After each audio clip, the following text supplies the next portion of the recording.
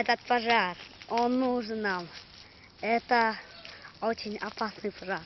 Мы прячемся за деревьями, чтобы найти его. Нужен. Сейчас я его обойду. Ничего не будет. Не боюсь я его. Сейчас я докажу, какой он настоящий. Это этот костер. Он обходит. Ему нельзя, чтобы он потушился. Но я не хочу, чтобы он и так потушился. Ну, короче, скоро все наступит конец этому костру. Это будет очень плохо. Ха-ха-ха-ха-ха!